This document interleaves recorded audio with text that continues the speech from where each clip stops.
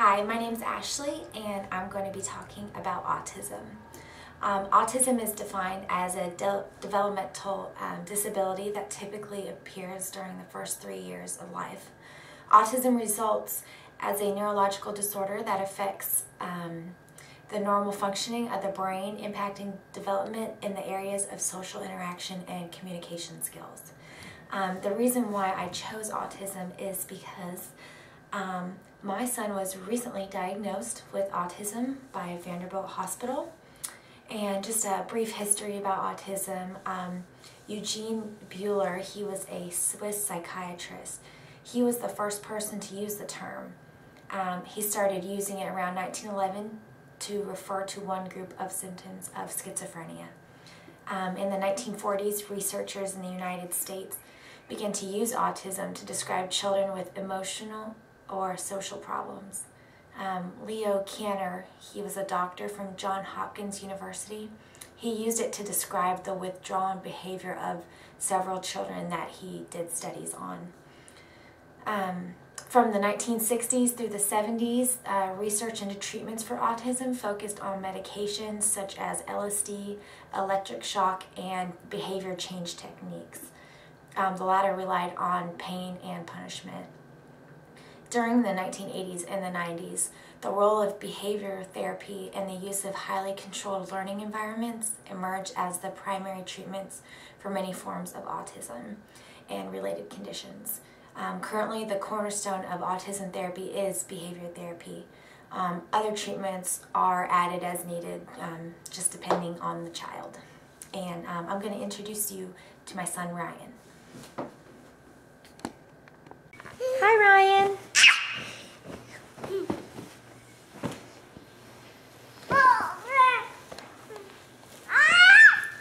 Ryan.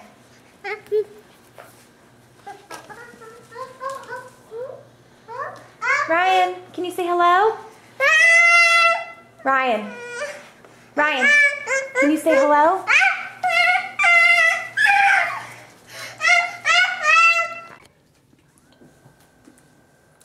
I had a normal pregnancy with no complications. My son was born 2 weeks early, but he was completely healthy.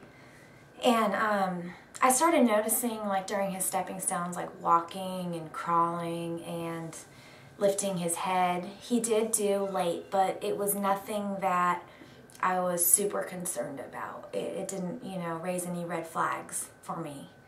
The behavior changes that I did notice, though, was when he was about 1.5 to 2 years old.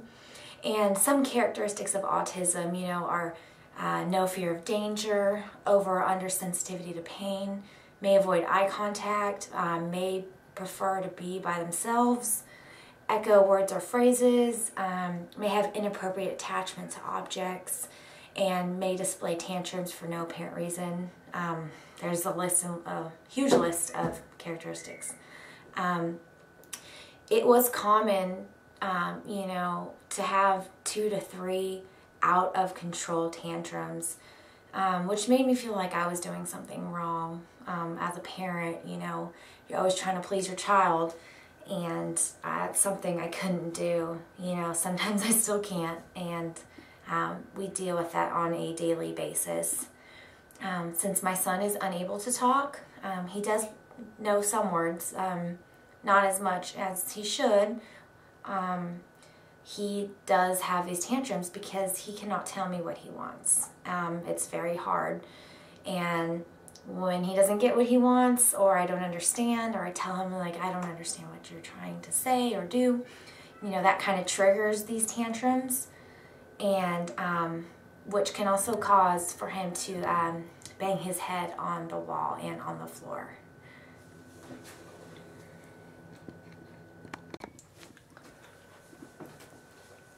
At night, it's always an event to get him to go to bed. He does wear full-length pajamas, with the foot, or you can put your feet in there.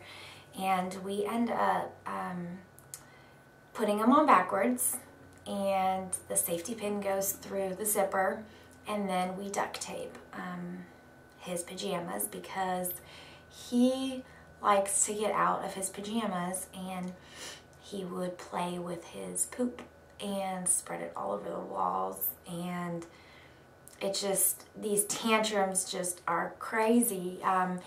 We had to take out his bed in his bedroom because he could actually pick up his bed and he would throw it against the wall and destroy it, as well as his toys. So it not only was it dangerous for him, but it started to get really expensive. So I'm just gonna show you guys what his room looks like. All right, we are in my son's room. As you can see, there is a mattress, blankets, pillows, you know, that's pretty much it. He also has TV so he can watch a movie at night. But other than that, you can tell he ripped all the wallpaper off of the walls. I don't know if you can see it though, but he has done there's quite a few damages on the wall. Some holes. Definitely has destroyed that. So we had to take out everything in his room just to be safe.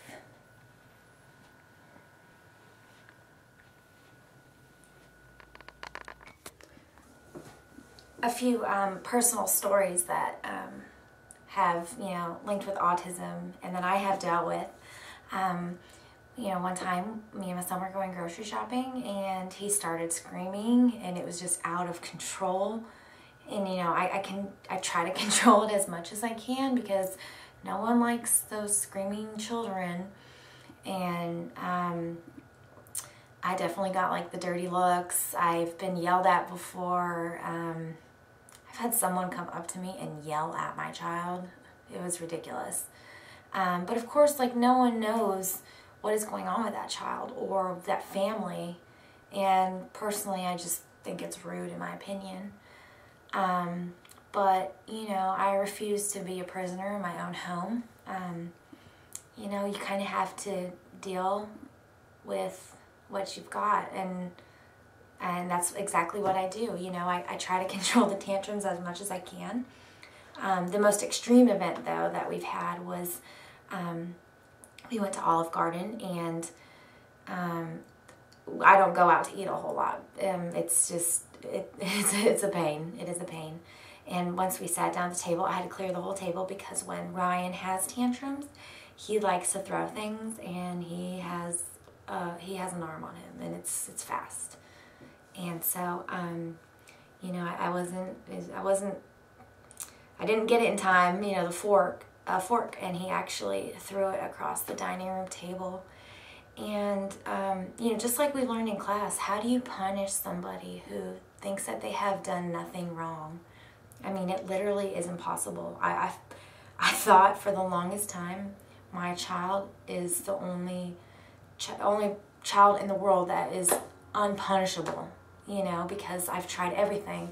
I have tried, you know, ignoring him. I've screamed at the top of my lungs. I've tried spanking his bottom, and it just, nothing worked. And it's very frustrating. It is very frustrating. But now, you know, once we've gotten the diagnosis from Vanderbilt, we have had amazing help from the community. A lot of people have helped with, you know, school. He is now in school, and he's specializing, you know, in these behaviors. He's getting help from these professionals, and he soon next week is going to be starting speech therapy. So that will definitely help out a lot.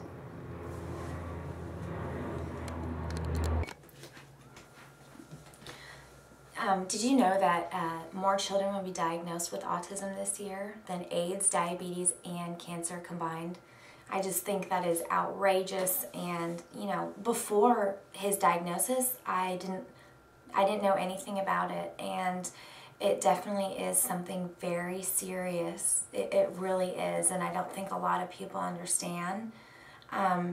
It is a lifestyle change. I don't live the normal life that, you know, most people do.